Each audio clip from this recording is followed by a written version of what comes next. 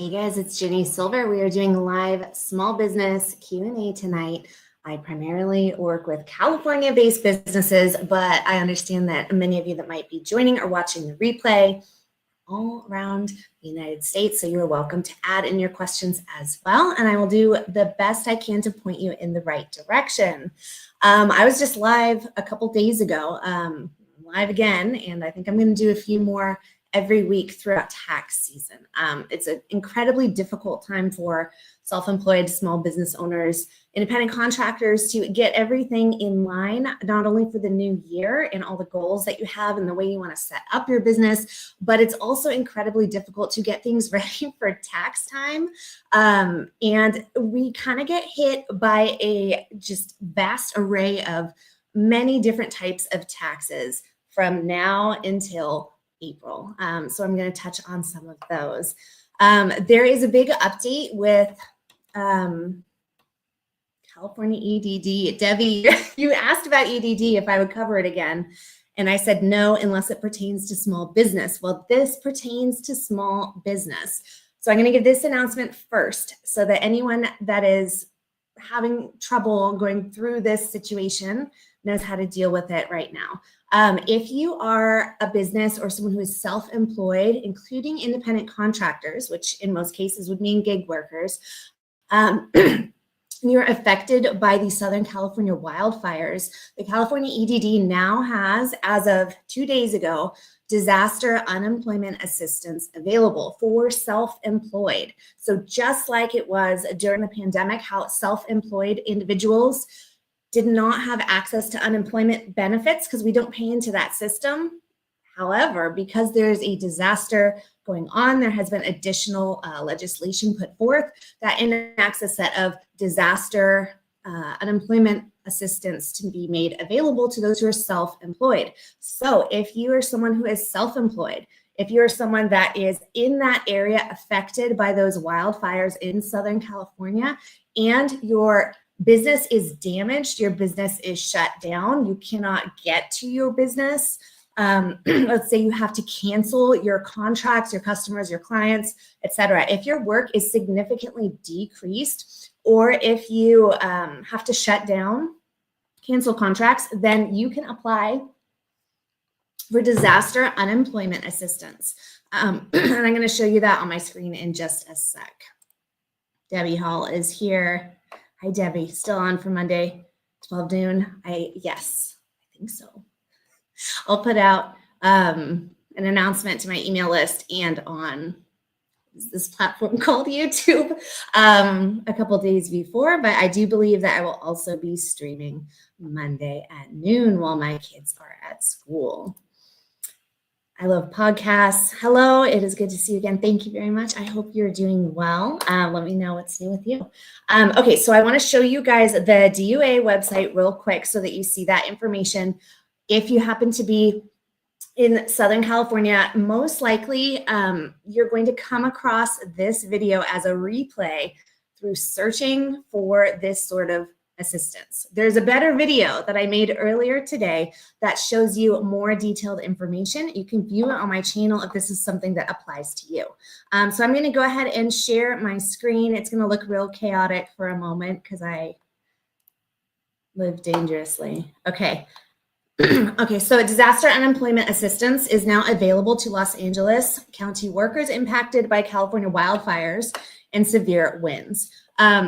We typically do not get unemployment benefits as self-employed people because we do not pay into the unemployment tax system. We pay self-employment tax, which is Social Security benefits and Medicare, 15.3% that we pay at our tax return. But we do not usually pay into the unemployment system unless you opt to, and that's an extra process. But this has been enacted, and it does include, right here you can see self-employed people who do not qualify for regular unemployment benefits. Now there's a very strict deadline here. You must file your claim by March 10th, 2025. The benefits here can start at $186 up to $450 per week, and it's based on what your previous income was. So basically what you filed on last year's tax returns or what you were expected to make that you can prove you're going to make. My cat is causing chaos over here. So basically you will submit documentation, say what you made, and include supporting documents, and then they're going to award you a weekly benefit award amount somewhere in this range. These are payable up to 26 weeks. Now, what we saw last time during the pandemic, when self-employed people were able to apply for the first time and things were not organized at all, is that they later on down the line, not at application time, but later on asked for documents substantiating your income. So you had to prove your income, like tax returns or contracts or bookkeeping documents, etc. They have things better together this time, I hope. And they're asking for those documents at the time that you apply. So they specify here that you have to, after you apply, within 21 days, submit your documentation that proves your self-employment income. These benefits are going to end by July 12th, 2025, and that is payable for up to 26 weeks. But even though they end here, the deadline for applying is March 10th, 2025. You can get this backdated up to, what is the first date? I think it's January 12th, 2025 is the earliest date that you can collect these. And obviously we are past that date now, but they will backdate your application and pay you benefits from that point. So if you are someone who is affected in the wildfire areas right now in California, you're going to go to edd.ca.gov, create an account, and then you're going to go through the application process. Right here, they're going to show you exactly what you need to select. The disaster type is going to be right here, and then you're going to choose fire. Okay, let me toggle back over here, see if I have any comments on this or other things. I live in San Diego, but I work in Santa Monica, and two-party contracts, my small business get affected. Can I apply? Okay, so so you have like two contracts that were affected. I do believe so. So let's double check. This is something new that I just started looking at today. So I do not yet have all the answers, but I will drop this link in the chat box and share it with you so that you can look at it yourself as well. Usually they list out areas that are affected. However, let me share my screen again after I drop this link. Typically with contracts and self-employed people, you are oftentimes working on site at different job locations. Sometimes you have to travel great distances. Sometimes you have specific event venues booked or locations where you are providing those services. And there's a lot of different ways in which the wildfires can impact your ability to perform your job. You might not be able to access the right roads to get where you're going, or when you get there, it might actually be shut down. Your clients might not be able to show up for their appointment, etc. So if those things impact your ability to perform your job, then yes, you would have the ability to apply for these because it would apply to you as well. Let me go back over to my EDD page here. So basically, here are their criteria in order to qualify to receive self-employed unemployment benefits for this. You must have worked or were a business owner or self-employed or were scheduled to begin work or self-employment in the disaster area. This includes and is not limited to those in agricultural and fishing industries. You cannot reach their workplace due to the disaster or can no longer work or perform services because of physical damage or destruction to their place of employment, such as a direct result of the disaster. You cannot perform work or self-employment due to an injury as a direct result of the disaster. You became the head of household due to a death caused by the disaster. And the work or self-employment that you can no longer perform must have been your primary source of income. So that last one, basically everything I listed before that last one, if any of those apply to you, then you should apply for those unemployment benefits. But if your job, that your self-employment was not your primary means of making money, then they likely will reject your application. So this needs to be your primary form of income, not a side hustle, not something you're dabbling in here and there. And you need to show documentation and have evidence that you have those contracts, or that you have that money coming in through bookkeeping or through past tax returns, etc. So just be prepared if you apply for this within 21 days to provide supporting documents. Zach, thanks for the info. You're very welcome. America C, hi. Hello, good to see you. Santa Monica Market and Rose Bowl is closed. Yes, so if I were you, then I would consider applying. I dropped the link to that information in the chat box. I think, yeah, there it is. It's like right on the screen and I didn't even see it. So go check out that information. This, I realize, is not easy to click on in a live stream, depending on how you're viewing the stream. So I'm going to leave this link in the video description in the comments after this video is over. So once the stream is over, if you have trouble finding it, come back and I'll have an easier link for you to click on. Those contracts were just birthday parties, but I didn't have a written contract. Okay. What sort of service were you providing? What job were you doing for those events?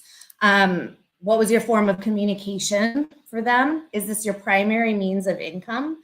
And how did you collect payment? Did you collect a deposit, a retainer? Did you have any sort of email conversation, written conversation? Did you have someone who can write you a statement backing up that you had that job and now it's gone? So these are all things that they would consider looking at.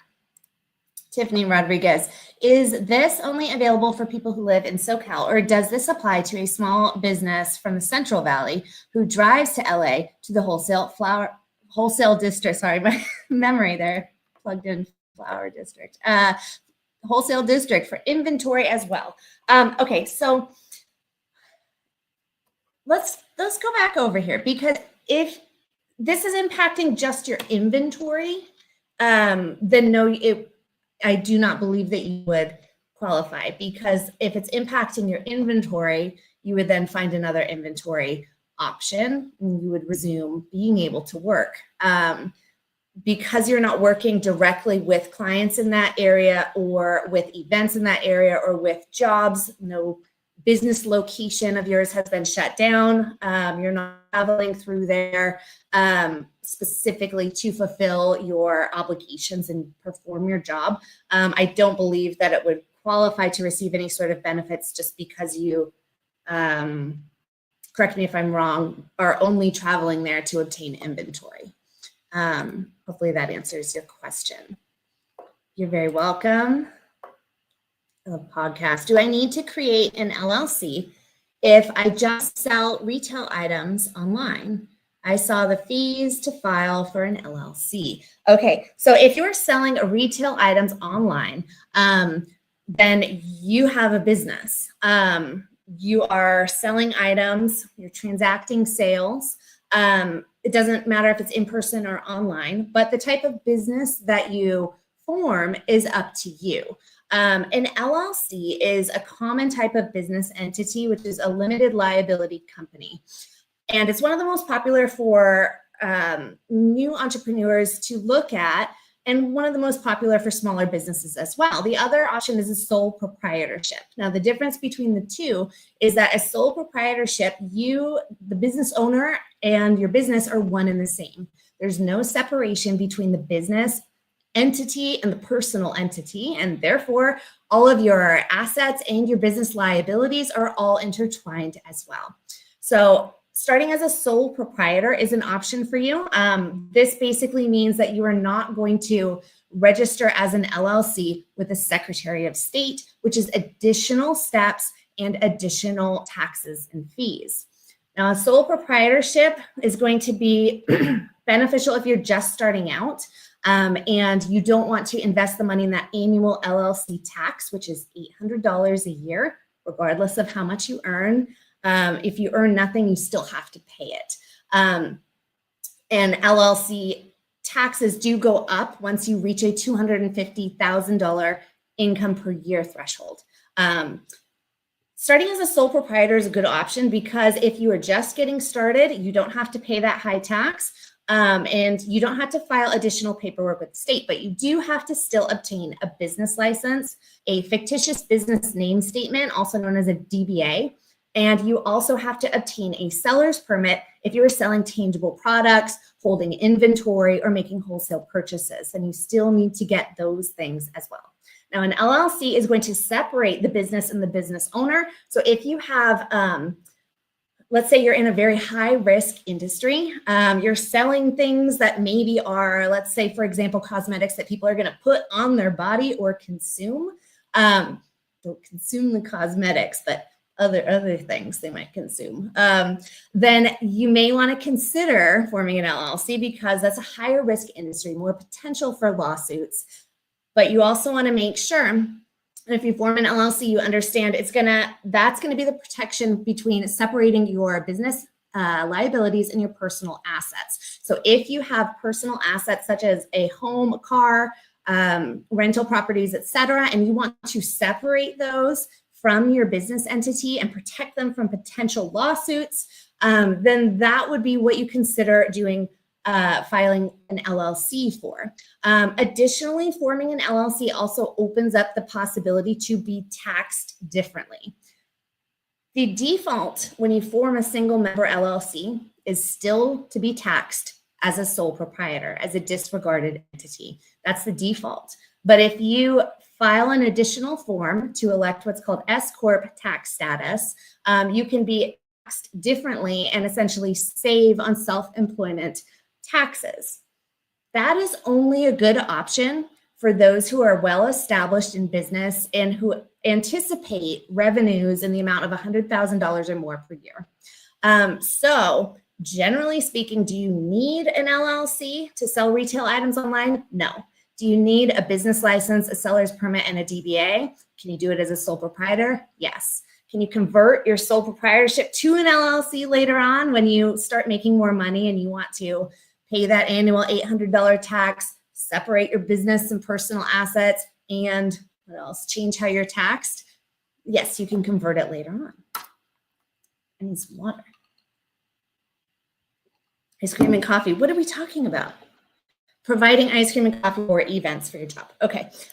So if you are, and the original question was that you don't have specific contracts with these events, but they have been canceled due to wildfires, can you collect the disaster unemployment insurance? If it's your primary job, let me scroll down and see if you specified if it was or not. America C, let me know if it's your primary form of making money. Is that your main job? No, it was a phone call, no contract or payment deposit. I'm a registered licensed small business. Yes, this is my main time of income is ice cream and coffee truck. Okay, so yes, so it's primary source of income. It's your main job. You are self-employed. The downfall here is that you didn't get a contract and you talked only on the phone. So you're gonna have a little more difficulty improving because you didn't improving this self-employed income because you didn't have a paper trail and because you have not collected a deposit. So it's gonna be difficult to prove a phone call. What I would do if I were you is before I apply for DUA, I would get my documentation in line first, because what we all learned during COVID is that if you struggle with proving the unemployment benefits, that you are due those and that what you say is true and correct and you can't prove it, they will take it back and they will collect it later on down the line after you have already used it, and they will collect it with interest if you can't pay it back. So while unemployment benefits should be yours to keep, You want to make sure that you have that documentation in line first so that if anything is rejected, it's rejected before you collect the benefits. So just be careful about that. So if I were you, if I had jobs that were like booked, but not on paper, that I could not fulfill, what I would do is I would switch immediately to written correspondence with those clients. I would contact them and let them know that that for your business, you do need to have a record of the event being booked, and that you would like to send them over just a series of correspondence and ask them to just create a statement saying that that job at this date, at this price, these are the products and services, this is the location. Have them create a statement for you, very simple, or you pre-write it for them and have them sign their name. This could be an e-signature. This could be something that they write, sign, and send over to you. But I would try to get evidence from them through the form of a very clear written statement with lots of details that you had agreed to this business transaction and that you could no longer fulfill it. Your English writing is terrible. That's okay, no problem. You're doing great. And don't type while you drive in traffic. Be careful, please. Okay, sorry, you guys. My cat is like trying to steal the show.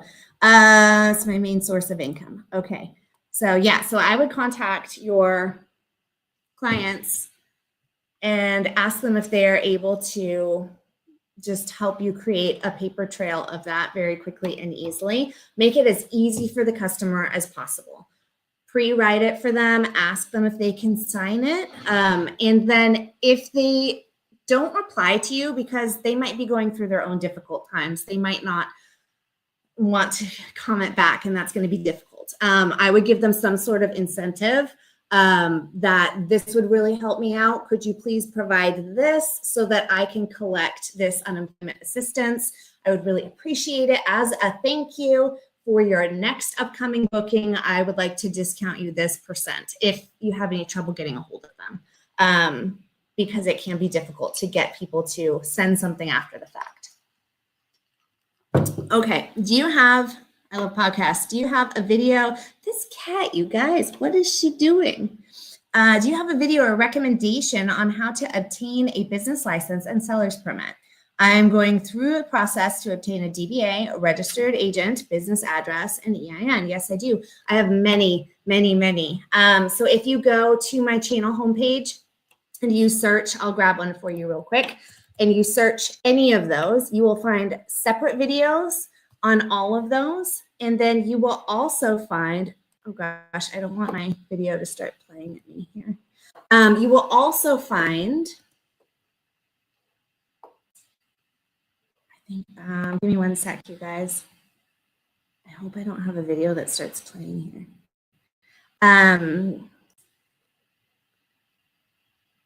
Where is it? I can't multitask. I can't do it. Coming back. Okay, I will drop the links for you in the comments after the stream, but my brain, it just doesn't work. Go over to my channel homepage. Search for any one of those. Business license, DBA, how to start a business in California. I have loads of videos on every single step of the process, in addition to playlists of videos on every step. I have a series that walks you through like step 1, step 2, step 3, step 4. And then I have separate videos that show you the process from start to finish, or just how to get a DBA, etc. So click over to my channel homepage. There's a plethora for you there. Additionally, I want to share with you a resource right now that will help you, and I'll share the screen once I pull it up. And it is calgold.ca.gov. This is, you watch my channel a lot, you're probably tired of hearing about this website, but this is the go-to starting point if you're starting a business in the state of California. Are you state of California? I love podcasts, because I hope you are, because I'm going to plug this website. This is where you will type in your city or your county right here. I'm just going to click on one, enter your business type.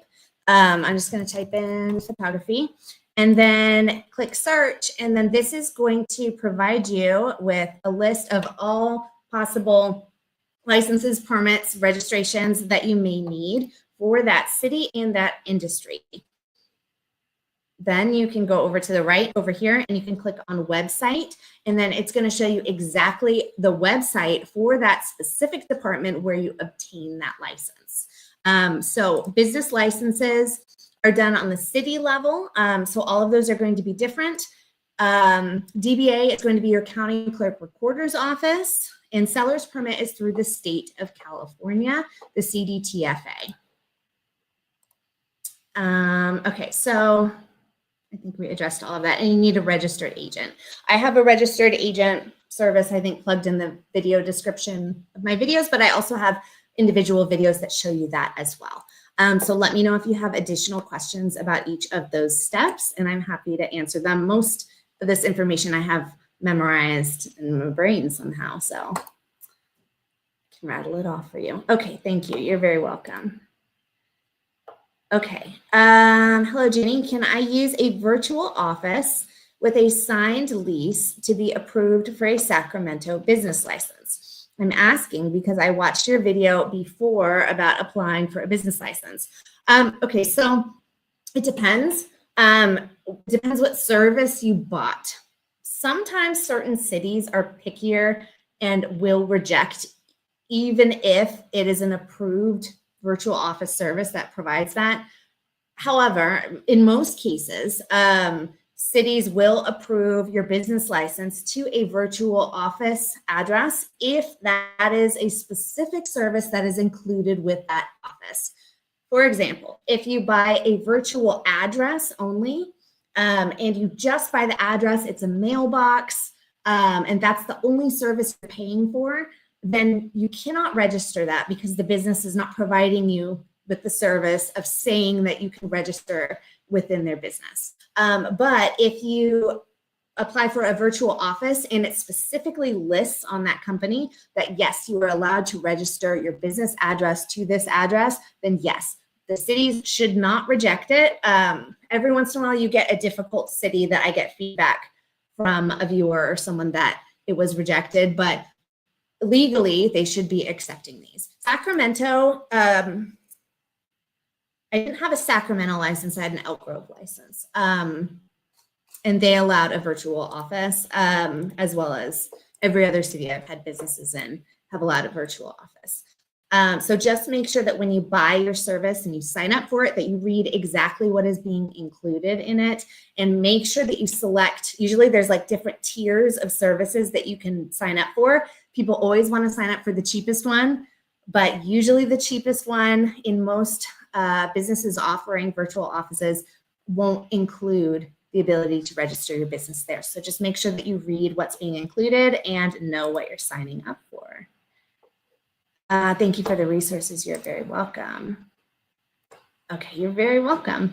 Okay, I am caught up on comments, which means I get a drink of water. And then I am going to go down to my next item that I wanted to share today, which is, let's see, we talked about disaster unemployment insurance if you're in Southern California. I also want to share with you very briefly that in addition to that, the SBA also has 30-year term, 4% interest disaster business loans available. And I have that in today's full-length video that I posted earlier today. So if you are someone in Southern California who's experiencing destruction of your business, or you cannot pay your operating expenses as well, such as your employee wages, your healthcare, you're trying to rebuild things, there is both an SBA emergency loan and then there is an EIDL loan. These are both loans that you have to pay back. So they are not similar to unemployment. The disaster unemployment assistance is something that you should not need to pay back, but the loans you do. So this is just another resource for those of you that want to, that need to. You don't want to deal with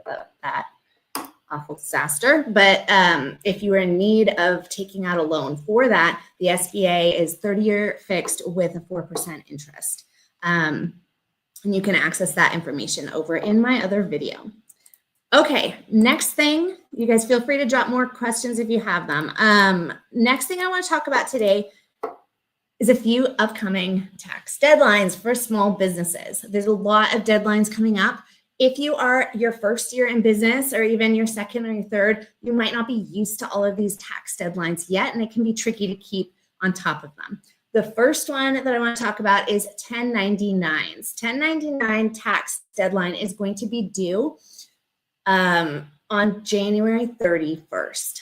So if you are a business or you're self-employed and you paid an independent contractor to do some sort of task or job for your business, you paid them $600 or more last year, then you are obligated to issue that worker a 1099 NEC for non-employee compensation, and you have to issue it to them as well as file it with the IRS by January 31st. This is coming up really soon. So you want to make sure that if you had someone, let's say you hired an assistant, let's say you had someone that was performing some sort of task for you or taking on additional work for your business, you pay them $600 or more throughout the course of the year, then you need to issue those 1099s. To do this, you need to make sure that you have first collected a W-2 from them so that you have their, sorry, not a W-2, an I-9 from them so that you have their social security number and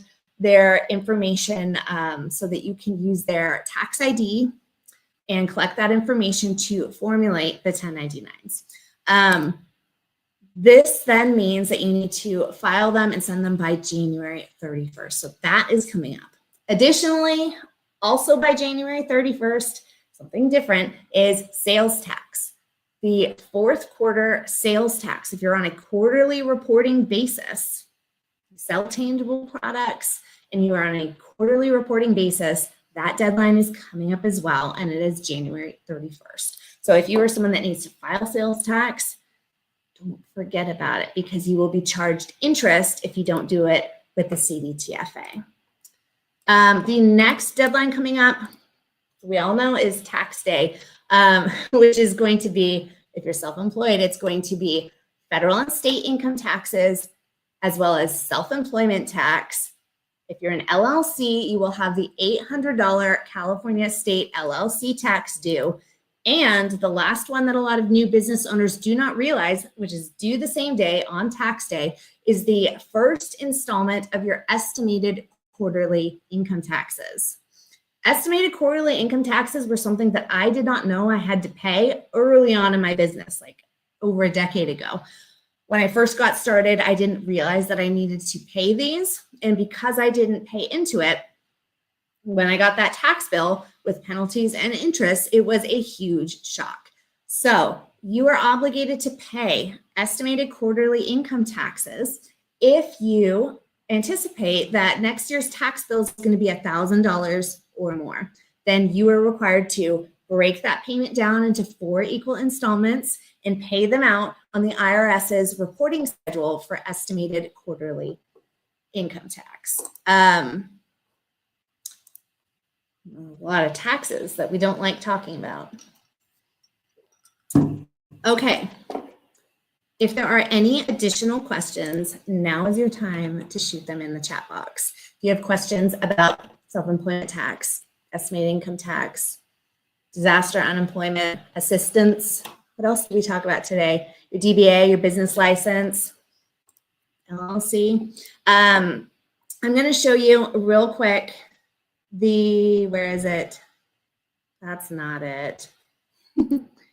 There it is, the estimated income tax. Can't say goodness, it's not great. Here it is, okay. So this is the big thing I want self-employed, newly self-employed people to know and to plan for, because once you pay state income tax, federal income tax, your sales tax, estimated taxes are also due at the same time. And it's really hard to get hit with that big payment all at once if you're not expecting it. So I want you to plan this out. Individuals, including sole proprietors, partners, and S-Corp shareholders, generally have to make estimated tax payments if they expect to owe tax of $1,000 or more when their return is filed. So basically, you're going to be taking your tax balance that you think you will owe next year, and you are going to be breaking it down into 4 equal payments, and then that is what you pay on your estimated tax. This is paid using a voucher called 1040ES, and you can either submit it. So I'm just looking around here. You can either submit it by mailing it in directly to the IRS, or you can use their online portal for submitting that payment there.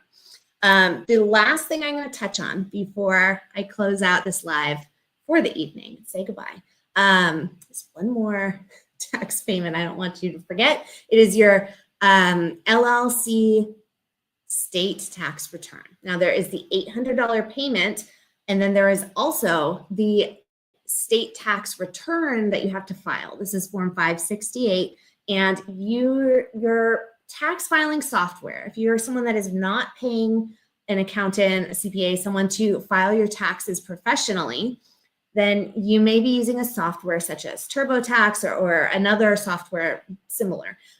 Sometimes these softwares do not include mailing of the Form 568 to the tax board. And then it's not actually sent. You might send off your payment and mail it, and then the tax board did not receive the actual return itself. How do I know this? Because there was one year where I did that early on, years ago, and it was an awful mistake because that unreceived tax return was not notified to me that I missed it for, I think it was like 6 years. 6 years went by that payment that I sent in of $800 was just floating around the California Franchise Tax Board, and it didn't have a return to be assigned to because the tax return was filled out in my software but not sent and filed with the state. And because of that, that $800 that I had paid couldn't be assigned to an account, and it accrued penalties and interest for 6 years. And then I had to pay it, and it was not a good lesson to learn. So always make sure that if you're using anything other than a professional, you have an LLC, make sure that that 568 is actually sent over, whether it be electronically, you get confirmation that it was sent and received, or that you mail it separately in addition to your payment. Okay, last question, and then I'm going to wrap up for the evening. Which playlist would walk me through how to set up a sole proprietorship from A to Z? And I have a lot. Okay, give me a sec to look over here because I am not good with multitasking. I'm going to find it. Hold on. There's several of them.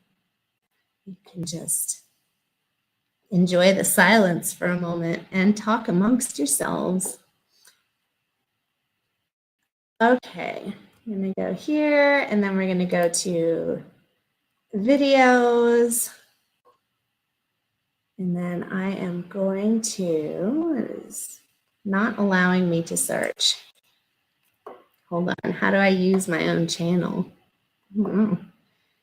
Okay, so if we scroll down here, there is playlist, there it is. I'm gonna copy it. And then I'm gonna come over here. Awkward couple minutes for you guys. Okay, so this is the link to the playlist that shows you like tiny, like basically as simplified as you possibly can get for doing all of these steps to form a sole proprietorship. I have bigger videos that have the whole process from start to finish in addition to this, but this is like the simplest way that you could possibly do it.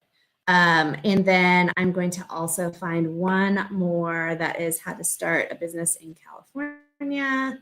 And it is going to be, let me find it.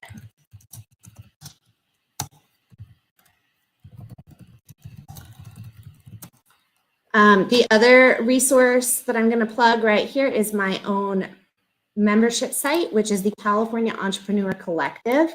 And that is where I have even more detailed information, action plans, checklists, things like that, that you can download for each step of the process. And that simplifies things even more. Hold on. Okay, I think I'm just going to leave you with that playlist, and then I will find one of my longer videos once I close out this stream. When I close out this stream, I'm going to find the one video that, there's several of them, but the most recent video that lumps all the steps together from start to finish of how to start a sole proprietorship in California, and I'm going to post it in the comments down below. Additionally, I'm going to, let's see, where is this? Copy and paste my California Entrepreneurs Collective membership in case you want to check that out and see if that is something that you might find helpful.